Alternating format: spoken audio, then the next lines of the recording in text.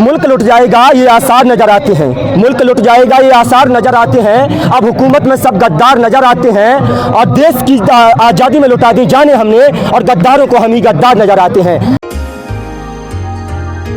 ये सरकार लगातार जिस तरह से जो है प्रमाण पत्र बांट रही है, जिस तरह से जो है खालिस्तानी, पाकिस्तानी, आतंकी और जो नक्सलवादी कहा जाता है, इससे स्पष्ट हो जाता है कि सरकार की जो मानसिकता है, किस तरह से जो दोहरा चरित्र है और मापदंड है, ये सरकार लगातार अपना रही है। जिस तरह से हमने सरकार पर भरोसा किया था, इस सरकार ने वायदा किया था कि 2019 में जो इनका नारा था, बड़े बड़े होर्डिंग्स लगाए गए थे और सरकार कह रही थी बहुत हुआ किसानों पर अत्याचार, अब की बार मोदी सरकार। तो हमें एक उम्मीद की किरण जागी थी कि जो पिछली सरकारों ने किसानों का शोषण किया है, गरीबों का शोषण किया है, शायद आने वाली मोदी सरकार जो है हमारे हितों में काम करेगी, हमारे हकों के लिए काम करेगी।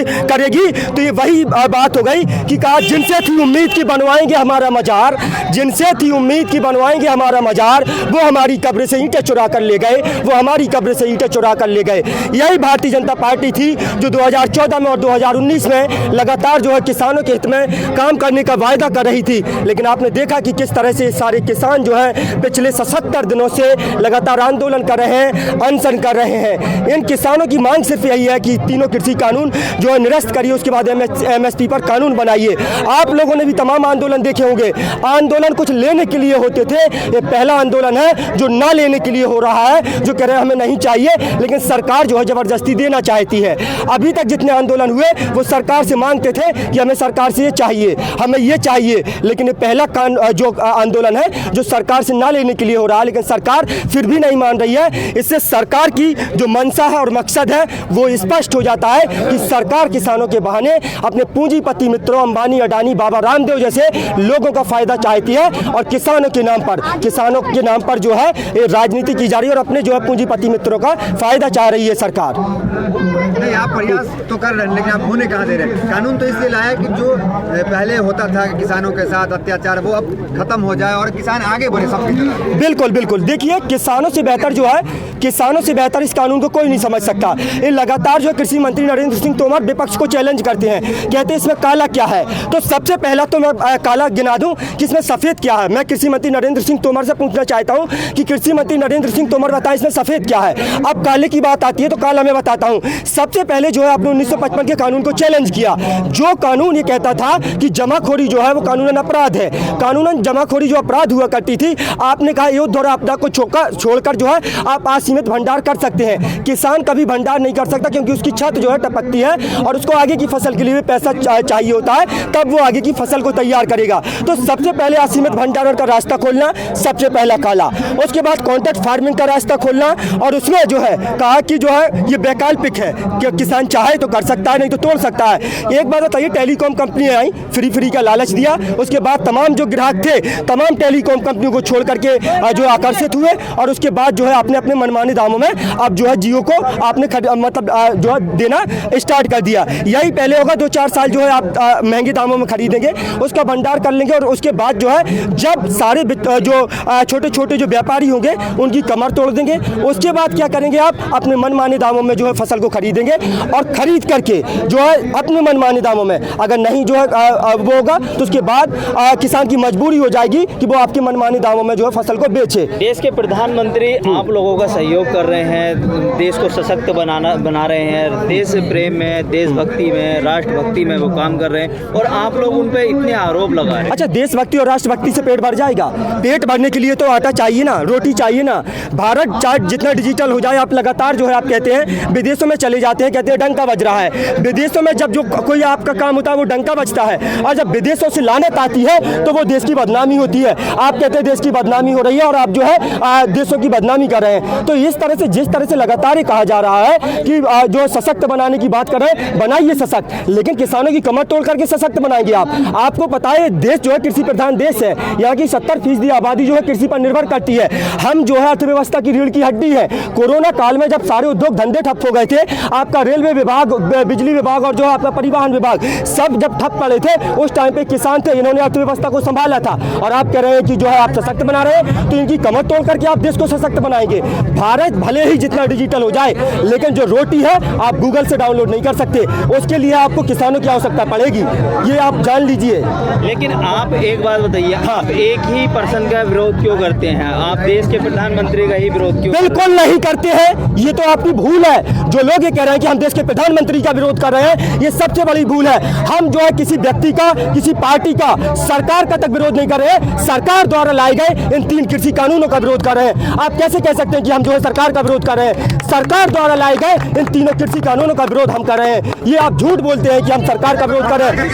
क्या भरोसा करके देखें। क्यों भरोसा करके देखें? आज से पहले क्या क्या नहीं कहा प्रधानमंत्री मोदी जी ने? कितना भरोसा किया हमने? 2014 में वायदा किया था हमारी सरकार आएगी तो हम 2 करोड़ रोजगार देंगे, हम जो युवाओं को नौकरियां देंगे, हम जो है स्मार्ट सिटी बनाएंगे, हम और 15-15 लाख देंगे जो है सबके खाते। 2000 दे रहे किसानों नहीं, को 2000 मत दीजिए। आप किसानों को भीख दे रहे हैं। आप जो है 3 कृषि कानून निरस्त करिए, उसके बाद MSP पर कानून बनाइए और आप हमसे 2000 रुपए का क्या?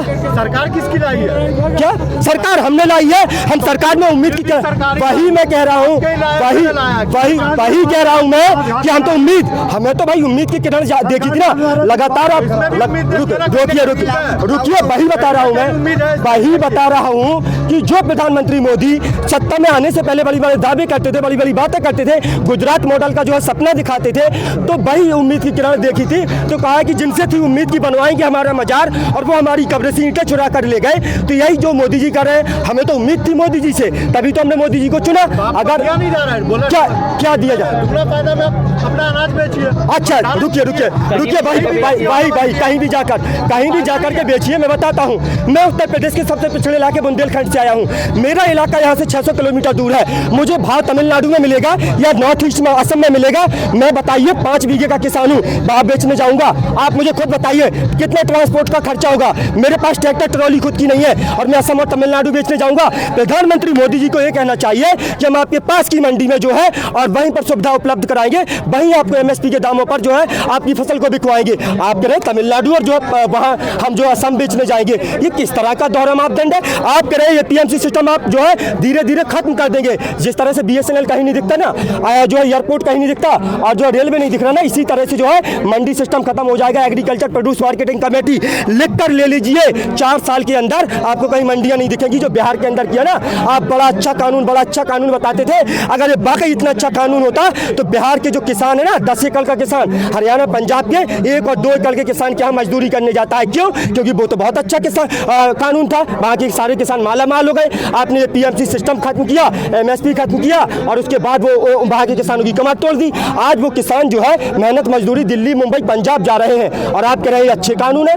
प्रत्यक्ष को प्रमाण की जो आवश्यकता नहीं होती है, आपने वहाँ लागू किया और लोगों को पता चल गया कि इससे कितने फायदे हैं। जब किसान कह रहे हैं, किसान से बेहतर आप समझ सकते हैं। इन्होंने कॉन्ट्रैक्ट फार्मिंग जो कहा, पेप्सिको महाराष्ट्र का उदाहरण है। पेप्सिको ने वहाँ पर आलू की चिप्स के लिए जो है लगाया और उसके बाद इन्होंने कहा कि आप आलू बोइए, कॉन्ट्रैक्ट किया, आलू बोए किसानों ने। इन्होंने पहली साल लिए, किसानों को लालच बढ़ा, किसानों ने दूसरी साल बोए, दूसरी साल उनका आलू नहीं खरीदा गया। उसके बाद छल्ला लेकर के आए, निकाला, जो छल्ले से निकलेगा वो लेंगे। यानी कि 10 क्विंटल जब आलू लेकर के जाएंगे, उसमें से 9 क्विंटल खराब, 1 क्विंटल खरीदेंगे। यही ये कह रहे हैं। उसमें जो कॉन्ट्रैक्ट फार्मिंग जब करेंगे तो उसमें गुणवत्ता की जो है तय किया जाएगा कि गुणवत्ता। बताइए, फैक्ट्री है किसान के पास, खुले आसमान के नीचे गेहूं पकता है, खुले आसमान के नीचे सब्जियां लगाई जाती हैं, खुले आसमान के नीचे फल लगाए जाते हैं।